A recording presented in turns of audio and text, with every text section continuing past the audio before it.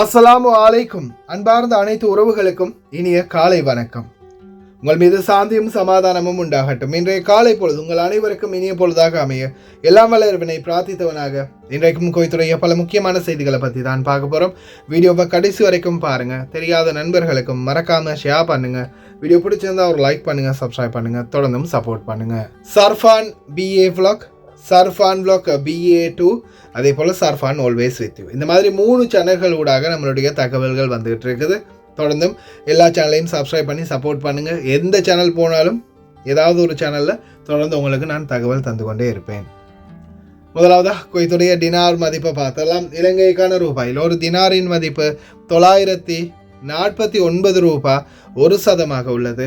இந்தியாவின் ரூபாயில் ஒரு தினாரின் மதிப்பு 275 ரூபாய் 50% உள்ளது. இது பார்த்தீங்கன்னா அல்முல்லா எக்ஸ்சேஞ்சுடைய அப்ளிகேஷன் ஆன்லைன் ரேட் ஆகும். அதே போல் கூகுள் ரேட்டை பார்த்தலாம். இலங்கைக்கான ரூபாயில் ஒரு தினாரின் மதிப்பு 941 ரூபாய் 79% உள்ளது. இந்தியாவின் ரூபாயில் ஒரு தினாரின் மதிப்பு 275 ரூபாய் 42% உள்ளது.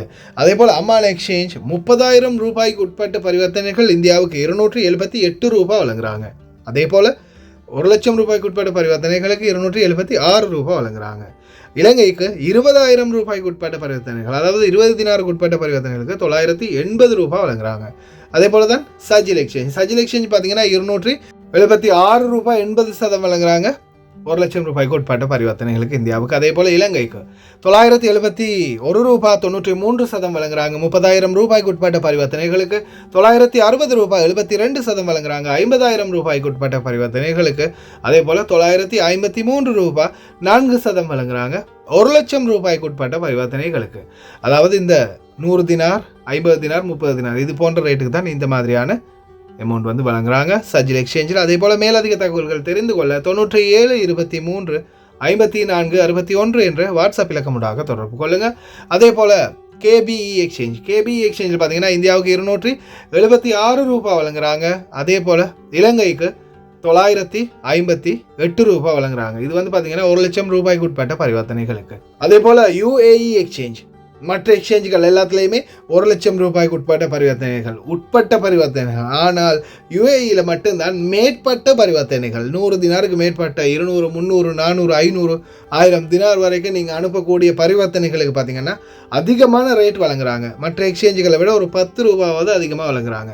இலங்கையை பொறுத்தவரையில் மக்கள் வங்கி பீப்புள்ஸ் பேங்கை தவிர்த்து மற்ற அனைத்து வங்கிகளுக்கும், இலங்கை வங்கி, அதே போல் கொமர்ஷியல், சம்பத், HNB இது மாதிரியான எந்த வங்கியாக இருந்தாலும் உங்களுக்கு இந்த ரேட் கிடைக்கும். மக்கள் வங்கி மட்டும் கிடைக்காது. குவைத்துடைய பல எக்ஸ்சேஞ்சுகளிலுமே அக்கௌண்ட் நம்பரை மறைச்சிடுறாங்க. இதை பற்றியும் உங்களுக்கு தொடர்ந்துமே தெரியத்தாது. நீங்கள் ஏதாவது ஒரு புதிய எக்ஸ்சேஞ்சுக்கு பழைய பற்றுச்சீட்டோட போகிறீங்களா இருந்தால் நிச்சயமாக அதில் அக்கௌண்ட் நம்பர் இருக்கா அப்படின்றத பார்த்துக்கோங்க. அப்படி இல்லாத பட்சத்தில் எழுதிட்டு போனாலும் பிழை இல்லாத அக்கௌண்ட் நம்பர் எழுதிட்டு போங்க. ஏதாவது ஒரு நம்பர் பிழைத்தாலும் கூட உங்களுடைய பணம் நாட்டுக்கு போய் சேராது. அந்த பணத்தை திரும்ப பெறணுமா இருந்தாலும் ரொம்ப நாட்களாக மறுபடியும் கட்டணம் செலுத்த வரும். அதே போல் குவைத்துடைய பல எக்ஸ்சேஞ்சுகள்லையுமே சில நேரங்களில் அதிகாரிகளே பிழை விட்டுடுறாங்க. அதனால் தயவு செய்து நீங்கள் பணம் அனுப்பி முடித்ததும் பட்டுச்சீட்டு கை கிடைச்சதும் எல்லா டீட்டெயில்ஸும் சரியாக இருக்குதா அப்படின்றத இன்னும் ஒருக்கா செக் பண்ணி பார்த்துக்கோங்க வெளியே போகிறதுக்கு முன்னாடி. யுனைடெட் கல்ஃப் எக்ஸ்சேஞ்ச் கார்பரேஷன் இந்தியாவுக்கு பணம் அனுப்பு 750 ஃபில்ஸும் இலங்கை பணம் அனுப்பு 1 தினாரும் கட்டணமாக அறவிடுறாங்க. அல்சாமில் எக்ஸ்சேஞ்ச் கார்பரேஷன் 1 தினார் மட்டுமே கட்டணமாக அறவிடுறாங்க. குவைட்டு UJ எக்ஸ்சேஞ்ச் கார்பரேஷன் 1 தினார் மட்டுமே கட்டணமாக அறவிடுறாங்க. Kuwait Asian international exchange 750 fils மற்றும் 1 தினார் போன்ற கட்டணங்களும் அறவிடுறாங்க. குவைத்தில் அல்நாதா, ARY, அம்மான் எக்ஸ்சேஞ்ச், UJ, அல்சாமில் அன்சாரி எக்ஸ்சேஞ்ச், லூடோ exchange, Joyalukkas, KBE, UAE, Oman exchange, Bahrain exchange, BEC, wall street exchange, சஜில் எக்ஸ்சேஞ்ச், மலிக் exchange, international exchange, Al Safa exchange இது போன்ற இன்னும் பல எக்ஸ்சேஞ்சுகள் இருக்குது. ஒவ்வொரு எக்ஸ்சேஞ்சுகளையும் ஒவ்வொரு விதமான கட்டணங்கள், குறிப்பாக பார்த்தீங்கன்னா ARY எக்ஸ்சேஞ்ச் 750 ஃபீல்ஸ் மற்றும் 900 ஃபீல்ஸ் போன்ற கட்டணங்கள் அறவிட்டிருந்தாங்க. அதே போல் மலிக் எக்ஸ்சேஞ்ச், சஜில் எக்ஸ்சேஞ்ச், அல்சாமில், KBE இது போன்ற எக்ஸ்சேஞ்சுகளில் பார்த்தீங்கன்னா 1 தினார் மட்டுமே தான் கட்டணமாக அறவிட்டிருந்தாங்க. அதே போல் மிக முக்கியமான தகவல், இப்போ எக்ஸ்சேஞ்சுகளில் முன்னுக்கு கண்ணாடியில் ஒட்டி வச்சிருக்கிற ரேட்டாக இருந்தாலும் சரி, அவங்க வாட்ஸ்அப் மூலம் அனுப்பக்கூடிய மெசேஜ்களில் வர ரேட்டாக இருந்தாலும் சரி, முதலாவது நீங்கள் செக் பண்ண வேண்டியது எக்ஸ்சேஞ்சுக்கு போனதுமே எத்தனை தினாருக்கு அந்த ரேட் வந்து கொடுக்குறீங்க. 20 தினாருக்கா, 10 தினாருக்கா, 100 தினாருக்கா, எவ்வளவுக்கு அந்த ரேட்டு நீங்கள் தருவீங்க அப்படின்றத தயவு செய்து கேட்டுக்கோங்க. ஏன்னா அவங்க ரேட் போட்டுக்கிறத நம்பி நீங்கள் உள்ளே போய் 100 தினார் அனுப்பிட்டீங்கன்னா அதுக்கு பிறகு பார்த்தா ரேட்டு கம்மியாக இருக்கும். ஏன்னு கேட்டால், இல்லை வெளியில் இருக்கிற அந்த மெசேஜில் வந்துருக்கிற ரேட்டு இப்போ 20 தினாருக்குள்ளே தான் லிமிட்டட் அப்படின்னு சொல்லிடுவாங்க. அதால் ரேட்டை செக் பண்ணிவிட்டு பணத்தை அனுப்புங்க. கஷ்டப்பட்டு சம்பாதிக்கிற பணம் நல்ல எக்ஸ்சேஞ்சுக்கெல்லாம் அனுப்புங்க. அதே மாதிரி பணிப்பெண்களுக்கும் இந்த வாய்ப்பை பெற்றுக் கொடுங்க ஓட்டுநர்களே. குவைத்திலேயே தங்க விலையை பார்த்தரலாம். 1 கிராம் 18 கேரட் தங்கத்தின் விலை 20 தினார் 304 ஃபில்ஸ். 1 கிராம் 21 கேரட் தங்கத்தின் விலை 23 தினார் 688 ஃபில்ஸ். 1 கிராம் 22 கேரட் தங்கத்தின் விலை 24 தினார் 825 ஃபில்ஸ். 1 கிராம் 24 கேரட் தூய தங்கத்தின் விலை 27 தினார் 72 ஃபில்ஸ். குவைத்துடைய தங்க விலை மறுபடியும் அதிகரித்த நிலையில் தான் இருக்குது. பார்க்கலாம் எதிர்வரும் நாட்களில் கம்மியாகுது அப்படின்னு. நாட்டோட விலையை கம்பேர் பண்ணி பார்த்துட்டு அதுக்கப்புறமா விலை கொடுத்து வாங்குங்க. யூடியூபர்ஸ் எல்லாம் பேக் பண்ண போகிறாங்களாம். போகும்போது கூடவே கூட்டிகிட்டு போக போகிறாங்களாம். கண்டா வர சொல்லுங்க, கையோட கூட்டிகிட்டு போக போகிறோம் அப்படின்ற மாதிரி சில அதிகாரி மட்டம் எங்களை டார்கெட் பண்ணுது. கோர விபத்து, தீ விபத்து. இந்த விபத்தில் பார்த்தீங்கன்னா கிட்டத்தட்ட 6 பேர் உயிரிழந்திருக்கிறாங்க. ஒரே குடும்பத்தை சேர்ந்தவங்க. என்ன காரணம்னு பார்த்தா ஃபோனை சார்ஜில் போட்டுட்டு தூங்கினது. ஜெமியாக்களுக்கு அடி மேல் அடி வழங்கும் வழக்கறிஞர் தற்போது அதிரடியாக விலைகள் மற்றும் எடைகளில் சோதனை ஆரம்பம். அதே போல் 10 வருடங்களுக்கு குவைத்தி மாமாக்களின் மகன்களுக்கு வாய்ப்புகள், மகள்களுக்கும் வாய்ப்புகள், அதே மாதிரி கணவனுக்கும் வாய்ப்பு. அதே போல் பாடசாலைகளில் அதிரடியான சோதனை. மெட்டல் டிடெக்டர் வைத்து சோதனை செய்துதான் அனுப்புவார்கள். ஜாமரும் பூட்ட போறார்கள். பார்க்கலாம் அனைத்து தகவல்களையும். முதலாவது தகவல், வானிலை ஆய்வாளர் இசால் ரமதான் எதிர்வரும் நாட்களில் அதிகமான குளிருடைய தன்மையை சந்திக்க போகிறோம் அப்படின்னு தெரிஞ்சிருக்காரு. அதே மாதிரி காற்றினுடைய வேகம் பார்த்தீங்கன்னா மணிக்கு 40 கிலோமீட்டர் வரைக்கும் வேகம் அதிகரிக்கும் அப்படின்னு தெரிவிச்சிருக்கிறாரு. தூசியுடனுடைய காற்று வரலாம் அப்படின்னு தெரிவிக்கிறாங்க. அதே மாதிரி தான் குளிரான காலநிலைக்கு தயாராக வேண்டிய சூழல் உருவாகிடுச்சு. ஏன்னா அரபு நாடை சுற்றி வர இருக்கக்கூடிய சில நாடுகளில் பனிப்பொழிவு ரொம்ப அதிகமாக இருக்குது. அதே மாதிரி குளிருடைய தன்மையும் அதிகரிச்சிருக்குது. இதோ துருக்கியில் இருக்கக்கூடிய தற்போதைய நிலைமை தான் இது.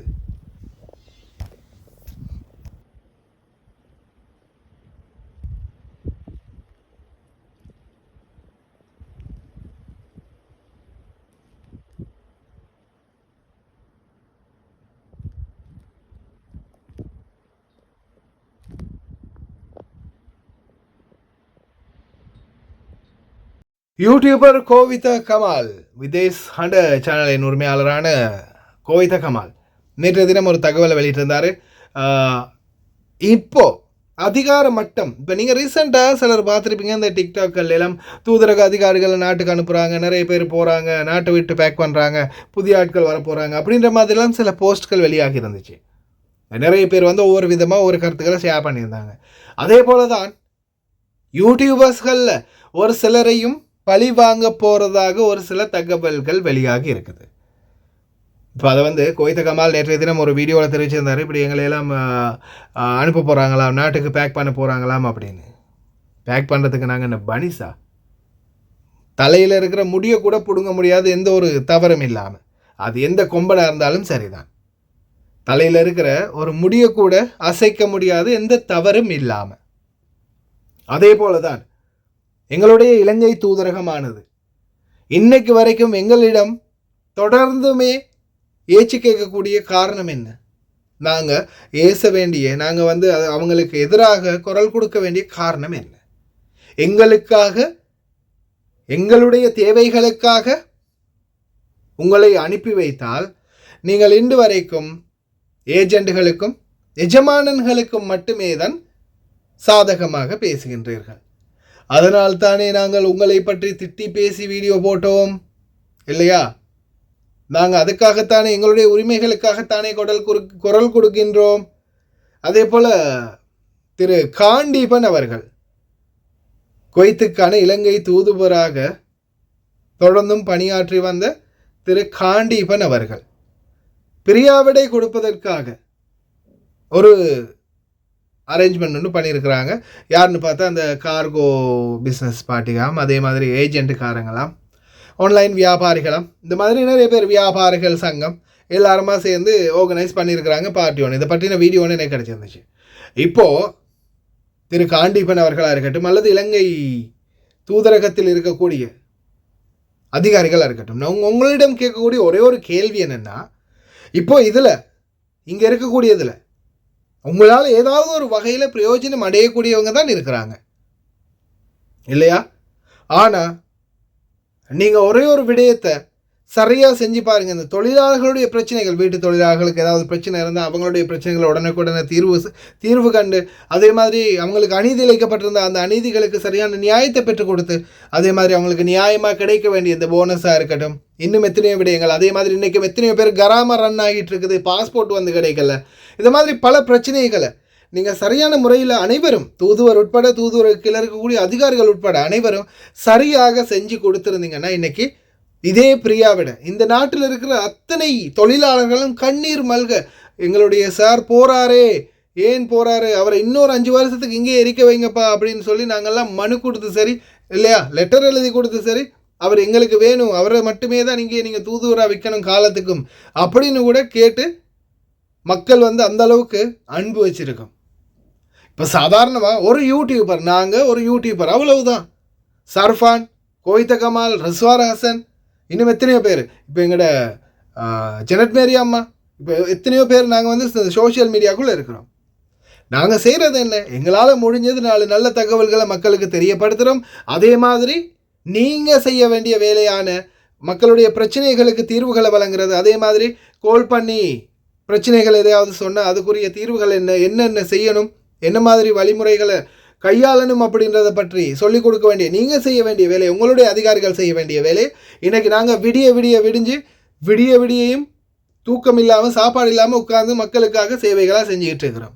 ஒரு நாளைக்கு 300-400 பேர் மட்டுக்கு நான் வந்து இந்த மெசேஜில் மக்கள் கேட்குற கேள்விகளுக்கு ரிப்ளை கொடுத்துக்கிட்டு இருக்கிறேன். அதோடு சேர்த்து நியூஸ், இந்த நாட்டில் நடக்கக்கூடிய நல்லது கெட்டதுகள், இருக்கக்கூடிய பிரச்சனைகள், அதே மாதிரி அநீதிகள் இழைக்கப்பட்டிருந்தால் அதுக்கான நியாயத்துக்கான போராட்டமாக சில வீடியோக்கள், இந்த மாதிரி நாங்கள் எங்களுடைய செயல்பாடுகளை செஞ்சிட்டு இருக்கோம். இதில் வந்து பார்த்திங்கன்னா நான் வந்து செய்யவே தேவை அப்படின்றதுல முக்கியமான ஒன்று, இந்த மெசேஞ்சரில் எனக்கிட்ட பர்சனலாக வந்து அட்வைஸ் கேட்குறது. அது நான் செய்ய வேண்டிய அவசியம் இல்லை, நீங்கள் செய்யணும். ஏன்னா இந்த நாட்டில் ஏதாவது ஒரு பிரச்சனைன்னா மக்கள் தூதரகத்தில் அதுக்காகத்தானே அதிகாரிகளை நியமிச்சிருக்குது, அதிகாரிகள்கிட்ட அந்த கேள்விகளை மக்கள் கேட்கணும். ஆனால் இன்றைக்கி சோஷியல் மீடியாவான எங்கள்கிட்ட தான் வந்திருக்கிறாங்க, இன்றைக்கி எங்களைத்தான் பெருசாக நினைக்கிறாங்க. ஆனால் நாங்கள் யார், ஆஃப்டர் ஆல் இந்த நாட்டில் நாங்களும் ஒரு தொழிலாளராக இருந்தும் எங்களால் முடிந்தது இந்த சமூக ஊடகங்களூடாக செய்கிறோம், அவ்வளவுதான். ஆனால் எங்களுக்கு கிடைக்கக்கூடிய அந்த கௌரவம் சேர்த்து உங்களுக்கு கிடைக்கணும் அப்படின்றது தான் எங்களுடைய எதிர்பார்ப்பும். ஆனால் அந்த எதிர்பார்ப்பை தொடர்ந்துமே பொய்யாக்கிட்டே இருக்கிறீங்க ஒவ்வொரு அதிகாரிகளும். இப்போது திரு காண்டீபன் அவர்கள் இந்த நாட்டை விட்டு போனால் இன்னொரு அதிகாரி வரப்போகிறாரு. யார் வந்தாலும், அரசாங்கமாக இருந்தாலும் சரி, அரசாங்க அதிகாரிகளாக இருந்தாலும் சரி, யார் வந்தாலும் அடிப்படை மக்களுடைய சரியான தேவைகளை பூர்த்தி செய்யாத வகையில் மக்களிடத்திலே உங்களுக்கான அனுதாபங்களோ ஆதரவோ பெரும்பாலும் கிடைக்காது. அதே போல் அநீதி இழைக்கப்பட்டால் அநீதியினுடைய அந்த கோப்புக்கு நாங்கள் அநீதிக்கான நியாயத்தை பெற்றுக் கொடுப்பதற்கு எங்களுடைய பக்கம், எங்களுடைய சார்பாக நாங்கள் முடிந்த அளவு முயற்சி பண்ணுறோம். ஆனால் அதில் வந்து எத்தனையோ பிரச்சனைகள் வரலாம், யாருக்கு வேணாலும் திட்டலாம். ஆனால் அதுக்கு காரணம் இருக்குது, காரணம் இல்லாமல் எதையுமே நாங்கள் செய்யலை. ஆனால் ஒன்று சொல்கிறேன், எங்கள் மேலே நீங்கள் கை வைக்கிற மாதிரி இருந்தால் அதுக்கான ஆதாரம் வேணும், அது யாராக இருந்தாலும் சரிதான். ஆனால் அதே போல் எங்களை சோமாலியாவுக்கு அனுப்ப போகிறதில்ல, ஸ்ரீலங்காவுக்கு தான் அனுப்ப போகிறாங்க. இந்த நாட்டு அரபு நாட்டில் இருந்துகிட்டே நாங்கள் இவ்வளோ பண்ணுறோன்னா, சொந்த நாட்டுக்கு போனால் உடுத்த சரத்தை மேலே ஏற்றி கட்டினோன்னு வைங்களேன், அதுக்கப்புறம் தெரியும் நாங்கள் யார் என்ன பண்ணுவோன்னு. பார்க்கலாம், கை வச்சா தெரியும் சோஷியல் மீடியா காரணங்களுடைய பவர் என்னன்றது. பார்க்கலாம் நீங்களா நாங்களான்னு, எவன் பிடுங்குறான்னு பார்க்கலாம். கமலாயா நீ பயப்படா, வீடியோ போடு, வாரதை பார்ப்போம். வயிறுன்னு போச்சு, நாட்டுக்கு தானே அனுப்புகிறாங்க, நாட்டுக்கு போனால் நாங்கள் யாருன்றதை இன்னும் கொஞ்சம் வேறு லெவலில் காட்டலாம், பார்க்கலாம். அடுத்த முக்கியமான தகவல் என்னென்னு பார்த்தீங்கன்னா, தற்போது ஒரு மகிழ்ச்சியான தகவல் வந்திருக்குது. ஆர்டிகல் 8 அவங்களுடைய குடியுரிமை ரத்து வந்து ஃபுல்லாகவே நிறுத்தப்பட்டிருக்கிற சூழலில், அதே மாதிரி குவைத்தி பெண்கள், வெளிநாட்டு ஆண்களை முடித்திருக்கக்கூடிய குவைத்தி பெண்கள், அவங்களுடைய கணவருக்கும் வந்து குடியுரிமை வாய்ப்பு கிடைக்குது. அதே போல் மகள்களுக்கும் அவங்களுடைய குழந்தைகளுக்கும் 10 வருடத்துக்கு ஒருக்கா ரினியூவல் பண்ணுற மாதிரி அக்காமா சான்ஸும் வந்து வழங்குறாங்க. அதே போல் கல்வி அமைச்சனுடைய ஆலோசகர் டாக்டர் முனீரா அல் பஷ்ரா குவைத்தில் தொடர்ந்துமே பல ஊழல்கள், பதிவாகி வந்த நிலையில் இம்முறை பரீட்சைகளில் தோற்றுவிக்கும் மாணவர்களை கடுமையான சோதனைக்கு மற்றியிலே தான் உள்ளே கொண்டு வர வேண்டும். அதே போல் பாடசாலையை சுற்றி 50 மீட்டர் அளவில் சரௌண்டிங்கில் ஃபுல்லாகவே சிக்னல் ஜாமர் கட் பண்ணணும் அப்படின்னு தெரிவிச்சிருக்கிறாங்க. அதாவது பாடசாலைகளுக்கு முன்னாடி பார்க்கிங்கில் நின்னால் கூட உங்களுக்கு சிக்னல் கிடைக்காது. நீங்கள் ஒரு 50 மீட்டர் தள்ளி தூரமாக போக வேண்டி வரும். ஏன்னா பாடசாலை சரௌண்டிங்கே வந்து எக்ஸாம் டைமில் ஃபுல்லாகவே சிக்னலை கூட கட் பண்ணிடுவாங்க ஜாமர் வச்சு. அதனால் யாராலையுமே வந்து கோல் கூட பேச முடியாது. அடுத்ததா, ஒரே குடும்பத்தில் 6 பேரின் உயிரை காவு கொண்ட ஒரு துயர சம்பவம் அல் ஹமாசா பகுதி சவுதி அரேபியாவில் நடந்துள்ளது. ஒரு வீட்டில் இளைஞர் ஒருவர் சார்ஜில் ஃபோனை போட்டுட்டு அப்படியே தூங்கி இருக்கிறாரு. தூங்கிட்டு இருந்த சூழல்ல திடீரென தீ விபத்து ஏற்பட்டிருக்குது. உடனே தீயை அணைக்கிறதுக்கு இடையிலே பார்த்தீங்கன்னா கர்டீனில் மற்ற மேலே இருந்த சிவிலிங்கில் அது எல்லாத்துலேயுமே ஃபுல்லாகவே தீ பரவிடுச்சு. அதால் வீட்டுக்குள்ளே இருந்தவங்க ஒவ்வொருத்தரை காப்பாற்றுற முயற்சியில் ஈடுபட்டிருக்கிறாங்க. சில வயர்கள் தீப்பற்றி எரிந்ததோடு அந்த இடத்துல இருந்த அந்த டாக்ஸின் புகை வந்து இவங்களில் ஃபுல்லாகவே தாக்கினத்தில் சுயநினைவு இழந்து சிலர் வந்து தீயிலையும் கரையிருக்கிறாங்க. ஒரு சிலர் மூச்சு திணறலையும் உயிரிழந்ததாக தெரிவிச்சிருக்காங்க. கிட்டத்தட்ட 6 பேர் உயிரிழந்திருக்கிறாங்க. அதில் ஒரு ஒருவர் அந்த வீட்டு தாய் மட்டும் தான் காப்பாற்றப்பட்டிருக்கிறாங்க, எந்த ஒரு தீக்காயமும் இல்லாமல். அன்பார்ந்த சகோதர சகோதரிகளே, தொடர்ந்துமே நாம் ஞாபகப்படுத்துறது ஒன்று தான். சார்ஜரில் நீங்கள் ஃபோனை போட்டுட்டு தலை மாட்டில் வைத்தது அல்லது தலைகாணிக்கு அடியில் வச்சுட்டு நீங்கள் தூங்குறது மிகப்பெரிய ஒரு ஆபத்துன்றதை தயவு செய்து ஞாபகம் வச்சுக்கோங்க. அதே மாதிரி ஒரு சிலர் சார்ஜில் ஃபோனையும் போட்டு ஹெட்ஃபோனையும் சைடால் சொருவி காதலையும் மாட்டிக்கிட்டு அப்படியே ஃபுல்லாகவே பிஸியாகவே இருப்பாங்க. அதெல்லாம் மிகப்பெரிய ஒரு டேஞ்சர், உயிருக்கே ஆபத்து. தயவு செய்து ரொம்ப கவனம். அதே மாதிரி இந்த இன்சிடென்ட் சம்மந்தமான ஒரு வீடியோ காட்சி வருது பாருங்கள். طبعا الحادث اللي صار سببه يعود الى شاحن الجوال، كان الشاحن مشبوك في الجوال حق المرحوم الله يرحمه عبد الاله. الموجود هو اخوه باسل وولد اخوه اللي هو حسن، وهم قاعدين على السرير. اللي هو حسن الله يرحمه شاف حريق من تحت الباب، فتح الباب وشاف الحريق مشتعل في الكنب، بلغ اللي هو عمه باسل قال له في حريق. شاف الحريق بدايته الشاحن منصهر والكنب يشتعل. على نياته قام بسرعه يبغى يطفي الحريق، راح يدور جدر ويعبي بالماء ويطفي الحريق، ولكن الحريق تطور واشتعل في الديكور، علق في الديكور والدخان دخل للداخل. هو والد العيال حسين الجبران وشاف اللي هو الدخان، فتح الابواب ولكن طاح، قام ولده باسل وشاله. الام طلعت من الدخان في حاله يرتع عليها، قام باسل مع الاب والام طلعوا خلاص طلعوا برا. حسن شاف الحريق ودخل داخل، ما طلع، دخل داخل الطرف، الدخان دخل عليهم وصار اللي صار، توفوا. طبعا الحريق لابد ياخذ دورته في المكان ومن ثم ينتقل الى مكان اخر، بينما الدخان ينتقل بشكل سريع لداخل المنازل. دخان اثناء استنشاقه خلال لحظات يسبب الى وفاة دماغية. اثر الدخان توفوا 3 وكلهم الحمد لله يعني ما صاب بحروق، فقط الوفيات باختناق من الدخان. بعد ما بلغ الدفاع المدني، والدفاع المدني يعني ما قصر، يعني وصل في وقت سريع وطلع اللي هو 3 المتوفين اللي هو 2 وبنت في نفس الوقت. اصبح توفوا 3 اولاد و3 بنات، وباقي اللي هو رضا توفوا. طبعا الان في المستشفى الام الحمد لله حالته مستقرة. بخصوص نبلغ اللي هو أهله يصبرون، وهذا أمر الله وقضاءه. ونصيحتي لجميع الشعب أثناء وجود حادث حريق في المنزل الهروب من الموقع مع إبلاغ الآخرين بوجود حادث حريق بالموقع، عادها الاتصال على 911 وإبلاغهم بالحريق والموقع، ولله ما أخذ ولله ما أعطى، وهذا أمر الله. முக்கியமான ஒன்று என்னென்னா சார்ஜர். நீங்கள் ஒரு சார்ஜர் விலை கொடுத்து வாங்கும்போது தயவு செய்து ஒரிஜினலான சார்ஜரை வாங்குங்க. முதலாவது அது. அடுத்தது பார்த்தீங்கன்னா பேட்ரி. ஒருவேளை உங்கள் பேட்ரி வீக்காக இருக்குது அப்படின்னு நீங்கள் புதிய பேட்ரிகள் மாற்றுறீங்களா இருந்தால் தயவு செய்து ஒரிஜினல் பேட்ரி மாற்றுங்க. அதே மாதிரி கம்பெனிகள் இந்த முக்கியமான கடைகளில் போய் மாற்றுங்க. கண்ட கடைகளில் மாற்றாதீங்க, அதுவும் சில நேரங்களில் பிழையாகி போகும். அதே மாதிரி ஃபோன் வாங்கும்போது தயவு செய்து குறிப்பாக அந்த ஒரு கடைகள் இருக்கு இல்லையா, எக்ஸைட்டல், கஹானிம், அதே மாதிரி ஒரு சில லூலு ஹைபர், யூசுப் அலி, அந்த என்ன சொல்கிறது அதுக்கு பெஸ்ட் யூசிபி, இந்த மாதிரி கடைகள் இருக்குது இல்லையா, அந்த மாதிரி கடைகளில் முடிந்த வரைக்கும் ட்ரை பண்ணுங்கள் வாங்குறதுக்கு. ஏன்னா சில கடைகளில் நம்ம ஃபோன் கடைகளில் வாங்கும்போது உள்ளுக்குள்ளால் ஏதாவது பார்ட்ஸை மட்டும் மாற்றியும் அனுப்பி விட்ருவாங்க. பேட்டரியை கூட பழைய பேட்டரியை போட்டு கொடுத்துருவாங்க. இந்த மாதிரி பல ஊழல்கள் இருக்குது. தயவு செய்து ரொம்ப கவனம் மொபைல் ஃபோன் யூஸ் பண்ணுறவங்க.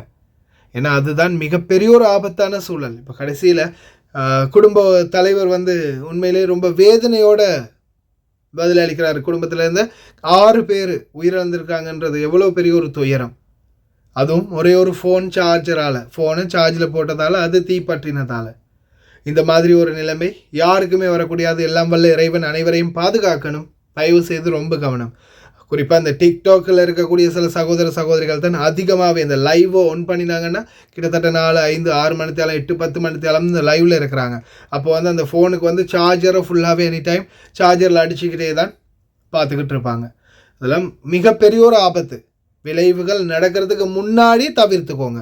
ஏன்னா அதுக்கு பிறகு சிந்திச்சு எந்த பயனுமே இல்லை. உயிர் போன பிறகு இல்லை ஒரு விபத்து ஏற்பட்ட பிறகு யோசித்து எந்த பலனும் இல்லை. அதே மாதிரி அப்பார்ட்மெண்ட்களில் உங்களால் தான் தீ விபத்து ஏற்பட்டுருக்குது, அதுவும் சார்ஜரில் போட்டதில்லை இந்த மாதிரின்னு தெரிய வந்துச்சுன்னு வைங்க, நீங்கள் உயிரோடு இருந்தீங்கன்னா மொத்த நஷ்ட ஈடும் கட்டியே ஆகணும். ஞாபகத்தில் வச்சுக்கோங்க. அடி அடி அடி மேல் அடி தொடர்ந்துமே வழக்கறிஞர் ஜமியாக்களில் நடக்கிற ஊழலை பற்றி இன்ஃபார்ம் பண்ணிக்கிட்டே இருந்தார். இப்போது ரீசெண்டாக பார்த்தீங்கன்னா பல ஜமியாக்கள்லையும் எடைகளில், அதாவது எடை நிற்கும்போது அதுலேயும் சில ஊழல்கள் நடந்திருக்குது. அதே மாதிரி விலைகள்லையும் பலதரப்பட்ட ஊழல்கள் நடந்திருக்குது. அனைத்தையுமே தொடர்ந்தும் சுட்டி காட்டி கொண்டே இருந்தார். அதே போல் தற்போது வணிக வர்த்தக அமைச்சகம் அதிரடியாக ஜமியாக்களில் தங்களுடைய சோதனை ஆய்வு பயணத்தை மேற்கொண்டிருக்கிறாங்க.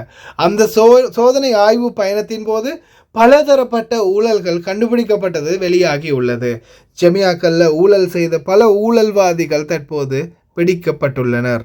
في إدارة الرقابة التجارية وحماية المستهلك على العديد من المجمعات التجارية والجمعيات التعاونية والأسواق الموازية وغيرها من الأنشطة التجارية، وذلك لرصد أي مخالفات بشأن الأسعار وغيرها. في منطقة الشويخ منطقة محافظة العاصمة نقوم بعمل رصد المواد الإنشائية حسب تعليمات المسؤولين بالوزارة. لله الحمد طابقنا الأسعار المقدمة لنا بالنظام جهاز الأسعار، واتضح أن عندنا أغلب المحلات ملتزمة بالأسعار المقدمة للوزارة.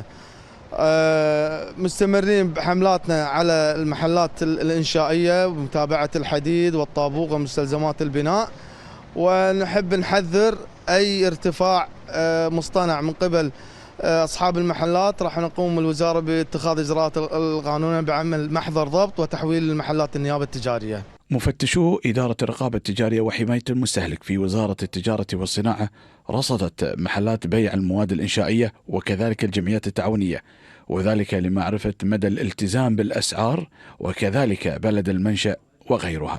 بالجمعيات عندنا الحين نتكلم عن 3 مخالفات. مخالفة الوزن، تمام، ومخالفة الأسعار هي نوعين. الوزن عندك صندوق مثلا طماط حاط هو وزنه مثلا كيلو، نروح نوزنه هناك نلقى مرات أقل، فنخالفه محضر نيابة نوديه على المخالفة هذه. المخالفة الثانية اللي هي الأسعار. عندك نوعين المخالفين الأسعار. أسعار مثلا عندك منتج ما يحطون عليه سعر، يضطر يروح عند الكاشير عشان يشوف السعر، فهذه مخالفة أولى. المخالفة الثانية اللي هي تلاعب بالأسعار، يصير سعرين على منتج واحد، فهذه مخالفة ثانية تصير. وتهدف وزارة التجارة والصناعة من خلال الجولات والحملات التفتيشية التي تقوم بها على الأنشطة التجارية هو حفظ حقوق المستهلكين ومعرفة مدى الالتزام بأصحاب المحلات والعاملين فيها بتطبيق القانون. نواف الشراكي. அதே போல தான் உணவு பாதுகாப்பு குழு குவைத்துடைய சுகாதாரமான உணவுகளை பாதுகாக்கும் முடிவில் பல இடங்களில் பார்த்தீங்கன்னா சோதனைகள் நடத்தப்பட்டு கடைசி அந்த சோதனையின் முடிவில் இந்த மாதிரி தான் ட்ரக் எல்லாமே ஃபுல்லாகவே காலியாகுது. உணவு பாதுகாப்பான உணவு இல்லை, உணவுக்கு உண்பதற்கு ஏற்ற உணவுகள் இல்லை, இதில் நிறைய பிரச்சனைகள் இருக்குது அப்படின்னு ஒவ்வொரு உணவும் விசேட இந்த உணவு ஃபாஸ்ட் ஃபுட் இருக்கு இல்லையா, அந்த மாதிரி உணவெல்லாம் உடனடியாக கிளியர் பண்ணுறாங்க. அதே போல் தான் கடைகள்லையும் ஹோட்டல்களில் வேலை பார்க்கக்கூடியவங்க, பக்காலாக்கள், சூப்பர் மார்க்கெட்டில் வேலை பார்க்கக்கூடியவங்க தயவு செய்து ஒவ்வொரு நாளும் உங்களுடைய கடமைகளான ஒன்று தான் இந்த எக்ஸ்பைரி டேட் போன பொருட்களை பார்க்குறது. அது தொடர்ந்துமே உங்களுக்கு கிடைக்கிற ஃப்ரீ கேப் கிடைக்கிற டைமில் கொஞ்சம் ஒவ்வொரு ராக்கைகளாக போய் சரி சும்மா செக் பண்ணி பாருங்கள் எல்லாமே சரியாக இருக்குதா, எக்ஸ்பைரி டேட் எல்லாம் எப்படி இருக்குதுன்னு. ஏன்னா அப்படி இல்லாமல் போகிற பட்சத்தில் நிச்சயமாக அங்கே உங்களுடைய கடையும் மூடுவாங்க, உங்களுக்கும் மிகப்பெரிய பிரச்சனை. ماشي جمعية ضاحية عبد الله السالم والمنصورية. استغفر الله والسلام عليكم ورحمة الله وبركاته. عاوزني اولع لك شيشة؟ تشرب شيشة اولعها لك ولا اشيل شنطتك اوديها فوق؟ الصراصير والفيران اللي شفناها والجمعية اللي صار لها أكثر من 50 سنة ما تغيرت أو من بعد التحرير، أنا ما راح أقول من السبعينات والثمانينات، من بعد الغزو على طمام المرحوم. اليوم شفنا والناس اللي تتصل فيني الهاملي شفتي الهاملي شفت الضاحية، وأنت لما تكلمت قبل 2-3 طلعت. أنا مالي شغل في المواضيع هذه، أنا أتكلم ابي لي احد يولع لي الشيشه. اذا يولع لك الشيشه وتستحي منه فانت ما تستحي على وجهك. هذه اموال مساهمين واموال ايتام، اذا لن ينتفضون المساهمين ضد ما يحدث، وانهم يطلبون من معالي وزيره الشؤون ووكيل وزاره تشكيل لجنه من 6 أو 7 مراقبين ماليين حديد، والكثير فيهم محترمين، ويكشفون على الجمعيه من ايام كورونا الى اليوم. أنا عادل الهاملي أتعهد لكم بإذن الله راح تشوفون بلاوي. خلوا يبحثون عن المجاني المسجل والغير مسجل، ملايين تدخل الجمعية، وين راحت الفلوس؟ وين راحت؟ هذا موضوع. الموضوع الثاني، ما ادري كنا وصلني خبر ان في وافد رافع عليه قضية. كمل قضيتك اخوي، ما عندي مشكلة، كمل انت لاقى عند القاضي ان شاء الله بإذن الله. السلام عليكم ورحمة الله وبركاته. சதிகாரர்களுக்கெல்லாம் நிறைய ஆப்பு வைக்கிறதுல முக்கியமான ஒருத்தர்னு சொல்லலாம் இவர். ஏன்னா அந்த ஜமியாக்களில் நடக்கக்கூடிய ஊழல்களை தொடர்ந்துமே வெளிக்கொண்டு வந்து பல ஊழல்களுக்கு எதிராக குரல் கொடுத்தவர். அதே மாதிரி இப்போ ரீசெண்டாக இந்த தங்க நகைகள் மூலமாக வீசாவில் கொண்டு வந்து தங்க நகைகள் அந்த இவங்க ஊழல் பண்ணின பணங்களை எப்படி அனுப்புகிறாங்க அப்படின்றதையும் கண்டுபிடிச்சு அதுக்கும் ஒரு ஆப்பு வச்சுட்டாரு. அதே மாதிரி தான் வேலை செய்கிற இடத்துல இப்போ நிறைய பேர் வந்து ஜமியாக்களில் பாருங்கள், நம்ம போகும்போது சிலர் வந்து என்ன பண்ணுவோம், ஜமியாவில் 10 பொருள் வாங்க போகிறோம்னா நிறைய பொருட்களை வந்து விலையை பார்த்து இந்த ஸ்டிக்கரை பார்த்து தான் எடுத்து உள்ளே போடுவோம். ஆனால் கெஷியரில் போகும்போது ஒரு சில நேரத்தில் அந்த விலையில் மாற்றங்கள் இருக்கும். விலை பட்டியல் அடிச்சிருக்கிற விலை வந்து 1 தினார், ஆனால் அங்கே கெஷியரில் மிஷினில் பார்கோடில் செக் பண்ணும்போது 1.5 தினாராக இருக்கும். ஆனால் நீங்கள் 1 தினார் நினச்சி போட்டிருப்பீங்க. ஆனால் அது ஒத்த பொருளாக நீங்கள் வாங்க போகும்போது தான் தெரியும், நிறைய பொருட்கள் வாங்கும்போது தெரியாது. கடைசியில் அங்கே கொண்டு போய் பில்லில் கணக்கு பார்க்கும்போது இல்லை பில்லே இல்லாமல் கணக்கு பார்க்கும்போது பிரச்சனை ஆகிரும். ரொம்ப கவனம். ஜமியாக்களில் பொருட்கள் வாங்கும்போது நிச்சயமாக கேஷியரில் விலை பட்டியலையும் செக் பண்ணிக்கோங்க, அதே மாதிரி பில்லையும் கவனமாக வச்சுக்கோங்க. அது நிச்சயமாக உதவும் உங்களுக்கு. ஓகே ஃப்ரெண்ட்ஸ், கடைசி வரைக்கும் பார்த்து எல்லாருக்குமே ரொம்ப நன்றி. மறக்காமல் உங்களுடைய கருத்துக்களையும் தெரிவிங்க. வீடியோ பிடிச்சிருந்தால் லைக் பண்ணுங்கள், சப்ஸ்கிரைப் பண்ணுங்கள். இன்னொரு வீடியோ சந்திக்கலாம்.